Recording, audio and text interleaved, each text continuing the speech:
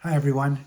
All right, let's talk a little bit about what are the practical applications of all these lessons in A Course in Miracles. I mean, how are you supposed to work with them in order to get to a place where you can find inner peace? What are they really? They give you an opportunity, all these lessons, to allow everything that's in the subconscious mind to surface and become conscious so that you are aware of what makes you tick.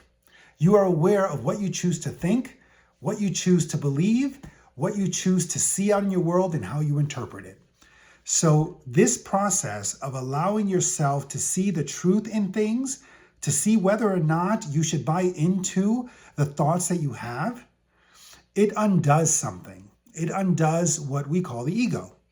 And the ego decides what we need to be safe, what we need to feel secure, what we need to feel worthy, to feel strong. It has a whole gamut, a whole force around it that allows you to look at it and say, this helps anchor me.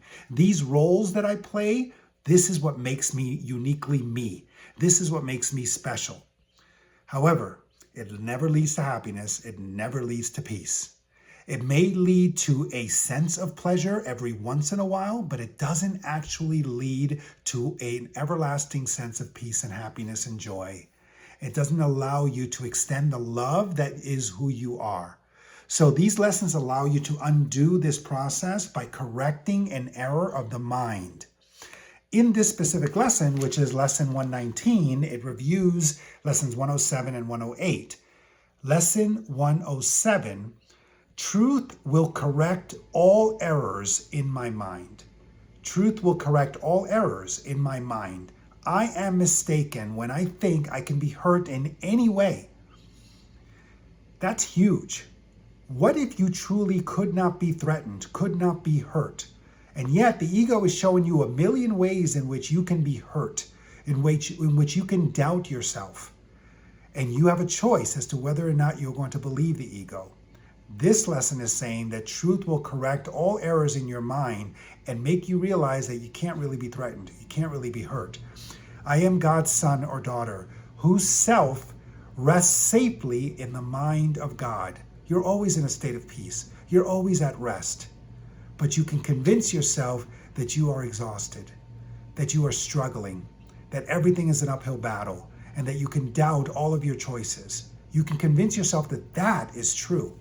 This is telling you that there is another way. There's another way of perceiving your reality and then living from that place. It's inside. It's inside the mind.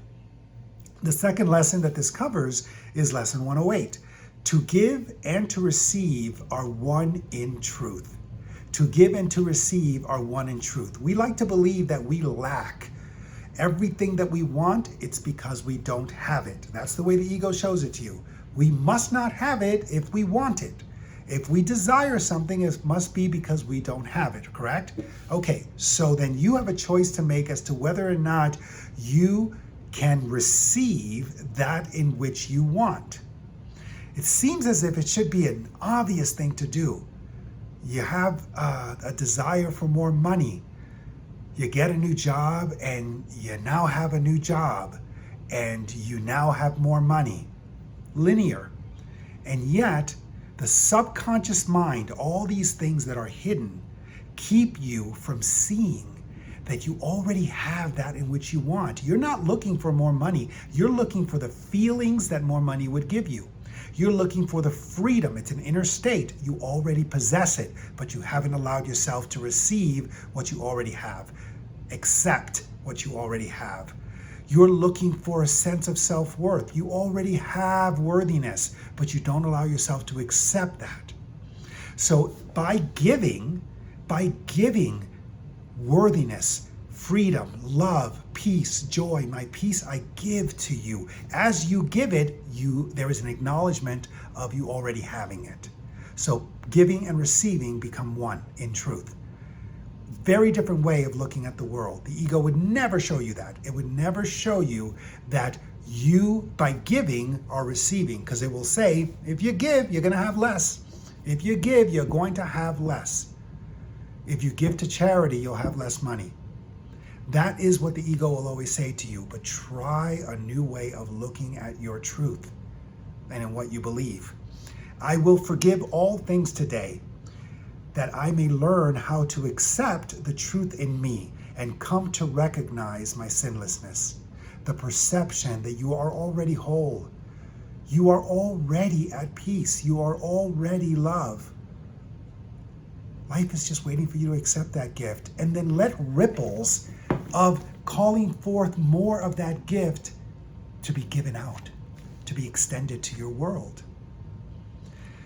Revolutionary way of looking at things. It is an undoing of the way you normally would, but in practice, you are able to see things as if for the first time, see things new. So that's lesson 119. And soon we're going to get back to one lesson per day. I think there's only one more where there's a review of lessons 109 and 110. And then we're really going to dive much deeper, not just from a place of theoretically understanding what it is that you're supposed to perceive, but truly living it out moment by moment in your life. Looking forward to it. Thank you.